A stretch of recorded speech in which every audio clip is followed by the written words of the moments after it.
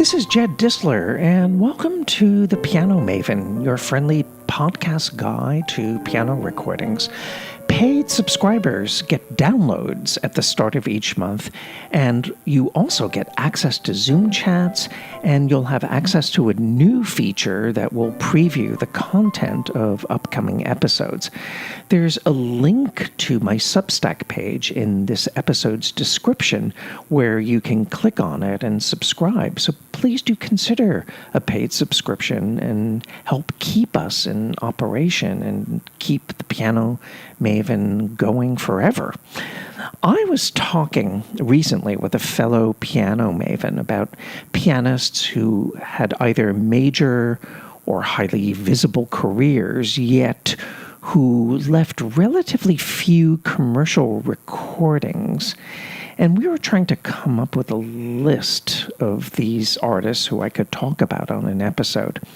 Now, in the case of several pianists, their early deaths precluded leaving behind extensive discographies, of course.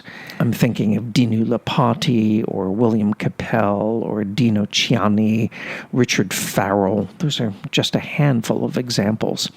But I've come up with a list of pianists whose visits to the recording studio were generally few and far between.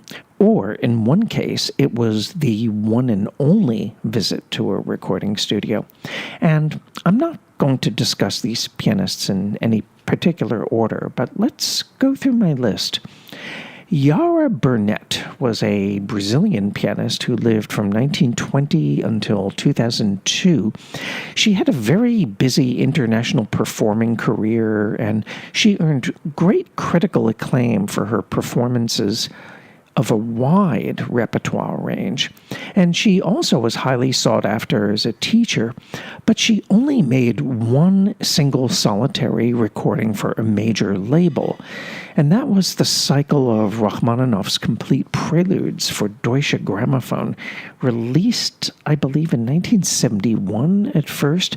It came out on a single LP, and the LP did not include all of the preludes for reasons of time. But eventually, Australian Eloquence reissued this recording on CD and reinstated the previously unpublished missing preludes. So you do have all of the Rachmaninoff preludes here. This is a very special recording. Yara Bernette's technique is effortless, and her tone is full-bodied and full of color, and her long lines sing out with the utmost clarity and idiomatic flair. Why Deutsche Grammophon did not commit themselves to more releases with Yara Bernette is a total mystery, except for the fact that, or I don't know if it was a fact, perhaps this disc didn't sell and they figured, oh, well, let's not record Yara Bernette again. I mean, that's that label's loss. The next pianist on my list is the German pianist Karl Friedberg, who lived from 1872 until 1955. He studied with Clara Schumann, and he was a close associate of Brahms. For many years, he taught at the Juilliard School, and throughout his long career, he refused to make commercial studio recordings because he was completely averse to the idea of having his interpretations in a fixed and unchanging format, such as a recording. And that's the nature of recordings, of course.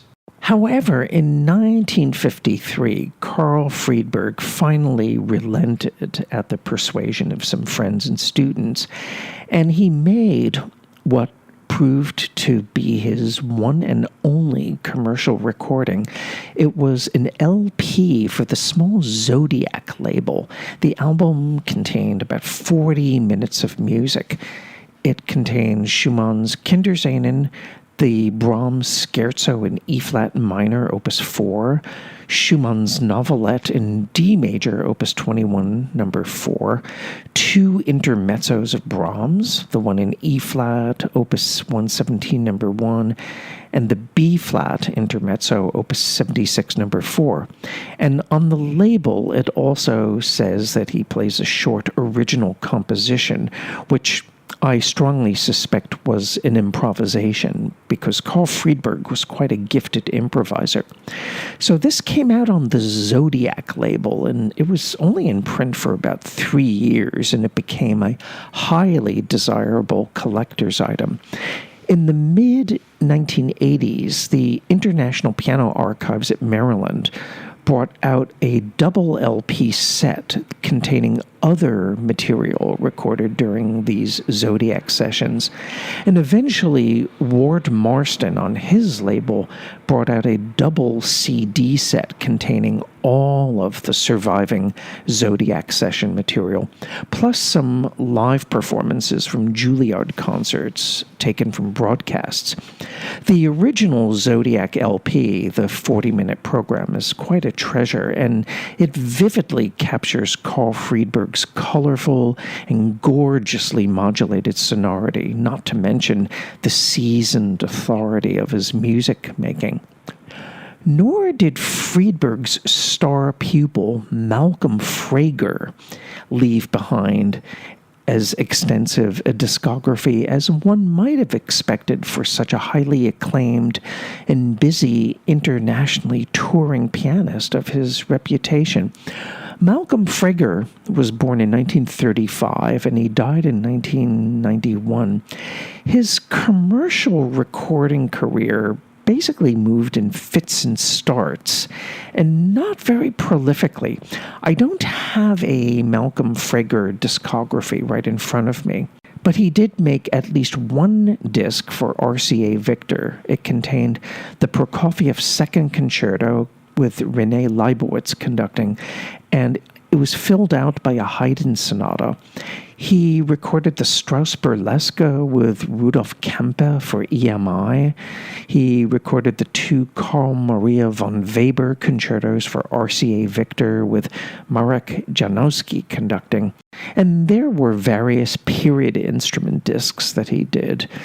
There was a famous collaboration on Decca with his friend Vladimir Ashkenazy, and they were playing the Mozart 2 piano sonata and the Schumann Andante with variations for 2 pianos. I have in my collection an LP on the BASF label containing the Brahms Sonata No. 1 and the Brahms Handel variations. There also was a Chopin recital for Telarc that was okay. It was not all that exciting, to be honest. And there are scattered chamber music collaborations that he recorded. One of them I have in my collection that contains Beethoven's Spring and Kreutzer sonatas with violinist Thomas Zettmeyer. It was done for Teldec or Telefunken. Of course, it's now controlled by Warner. But what I'm saying is that given Malcolm Frager's reputation, it's rather surprising that he did not record more often. Now, there are a lot of live broadcast performances that survive with Malcolm Frager, and they've been floating around online, and they're passed around in various collector news groups. I have a wonderful 1972 broadcast that I think also is televised. I'm not sure. It's of the Brahms Piano Concerto No. 2, and it's with Malcolm Frager and the Boston Symphony with Michael Tilson Thomas conducting, and it's really fantastic.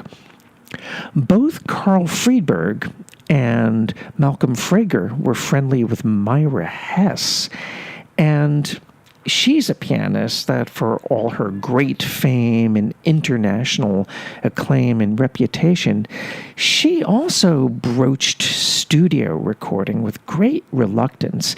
Now, she did make a decent number of studio recordings, but nowhere near as many as her equally famous contemporaries like Arthur Rubinstein, Walter Gieseking, Wilhelm Kempff, or Benno Moiseiwicz.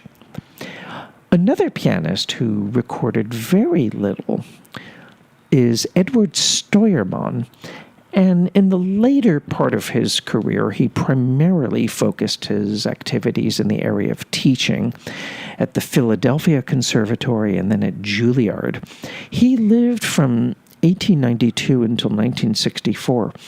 His first major association was with Ferruccio Busoni, with whom he studied. And then, of course, he was very closely associated with Arnold Schoenberg. And it was Eduard Steuermann who premiered most of Schoenberg's works involving the piano, beginning with Piero Lunaire. And he famously premiered Schoenberg's Piano Concerto in 1944 with Leopold Stokowski conducting the NBC Symphony, and that performance has been preserved and disseminated. But Steuermann had a wider reputation than you would think, and there are surviving concert recordings from him later in his career playing Beethoven and Chopin, and I'm aware of these recordings, but I don't happen to have them in my collection. I would think that they are on YouTube, but I just haven't gotten around to hearing them yet. I certainly will. But what I'm saying is that Steuermann made very few commercial recordings. The best known of them is the studio recording of Piero Lunaire with Schoenberg himself conducting, and that was done for Columbia Records, I think, in 1940. He re-recorded Piero, by the way, on the MGM label with Arthur Winograd conducting. That recording is much, much more obscure.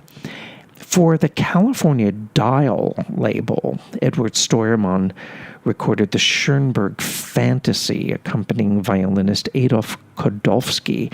And also on that disc, he played Schoenberg's solo piano pieces, Opus 19 and 23. And then in 1957, Steuermann recorded Schoenberg's complete piano works with Opus Number. And this has been reissued in various download formats, but never officially from Sony Classical, coming from the master tapes, assuming that the master tapes still exist, or maybe they don't.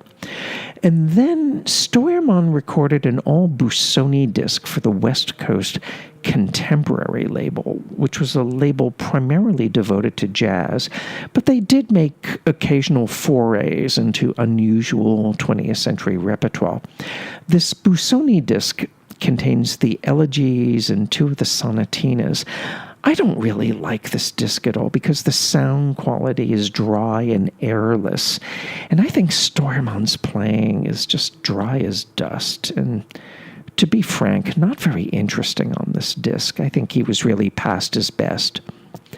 Now, one prominent Russian-American pianist from the 78 era who did make recordings, I think made way too few recordings given his stature. And I'm talking about Ossip Gabrilowitsch, who lived from 1878 until 1936. Basically, between 1924 and 1929, he made just a handful of 78s, largely of encore-type fare, and these include his famous and absolutely delightful recording of the Orensky Waltz for two pianos with Harold Bauer on the second piano. And the only large-scale work he recorded was of the Schumann Piano Quintet, collaborating with the Flanzolei Quartet. And this is a wonderful, wonderful interpretation. They actually recorded it twice. There's an acoustic version that was abridged, and then the complete electrical recording. So that's that. That's 6 pianists off the top of my head who made far fewer studio recordings than they should have given their international reputations. I'm sure you can come up with many more names that would fit this list, and I welcome your suggestions. Now, at the opposite end of this topic, we have pianists who recorded way too much. And that would be a topic for this podcast, wouldn't it? I can think of at least 3 pianists right off the bat who I think recorded too much, and at least one of these pianists admitted that he recorded too much. But that's a subject for another episode and another day. This is Jed Disler, and you've been listening to The Piano Maven, your friendly podcast guide to piano recordings. I look forward to being with you for our next episode. Until then, take good care of yourself.